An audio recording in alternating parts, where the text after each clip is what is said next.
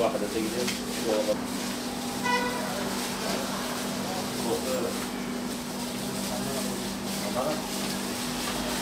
Burcan alanı size abi. Nedir şu an?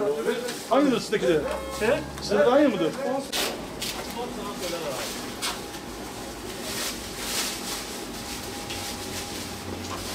Buyurun abi. Evet abi. Markette seçeceğim abi. Ondan bir tane var.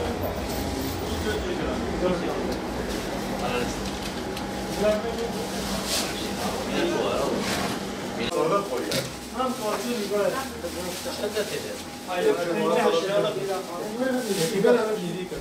Çiğ köfte olarak 10 yıla yakındır bu Batman'da çiğ köfte üretimi yapıyoruz. Daha önce bu kadar geliştirmemiştik. Yalnız bu son zamanlarda Batman'da ve bölgede toplamda 300'e yakın satış noktamız var. Biz Batman'daki tüm yerel market, bölgedeki tüm yerel marketlerle de çalışıyoruz. Çiğ köfte 850 gram şeklinde vakumlu bir şekilde marketlerde satış yapıyoruz. Tezgahlarda da aynı şekilde dükkanlarımızda satış yapıyoruz. Bu Ramazan'ın gelmesiyle talep daha çok arttı. Her zaman olduğu gibi bu memlekette Ramazan'ın bereketi özellikle çiğ köftede kendini gösteriyor. Biz de yıllardır bu sektördeyiz. Bu işin tecrübelisiyiz. Öncesinden tedbirimizi almışız. Şu an günde elhamdülillah 10 tona yakın üretim kapasitemizde günlük üretim yapıyoruz. Batman'a ve bölge ürün sevkiyatı yapıyoruz. Arkadaşlarımıza yetiştiriyoruz. Dükkanlarımızda oturma yasağı olduğu için sadece gel götür ve sipariş servisimiz var.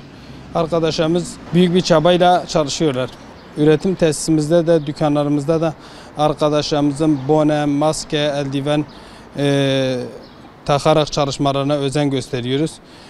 Kendi sağlığımızda, halkımızın sağlığında, işimizin istikrarı içinde hem hijyene hem diğer sosyal mesafeye elimizden geldiği kadarıyla riayet ediyoruz ve uygulamaya çalışıyoruz.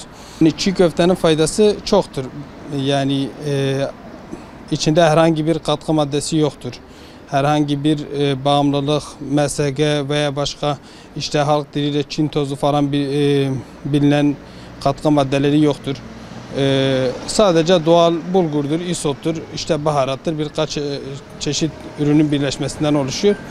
Günübirlik üretiyoruz, vakumlu bir şekilde arkadaşlarımıza ulaştırıyoruz. Soğuk bir şekilde arkadaşlarımız da günübirlik satışlarını yapıyorlar. Allah'a şükürler olsun çok iyidir. Ramazan ayı 11 ayın sultanıdır zaten. Özellikle bu ayda çiğ köfte yetiştiremiyoruz müşterilere. Pandemi dönemi olduğundan dolayı yani kısıtlama var. Sokağa yani müşteri içeride oturamıyor, zaten Ramazan'dır. Gel al paketi ve biz gönderiyoruz müşterilere. Allah'a şükürler olsun işler iyidir. Yetiştiremiyoruz çiğ köfteyi maşallah.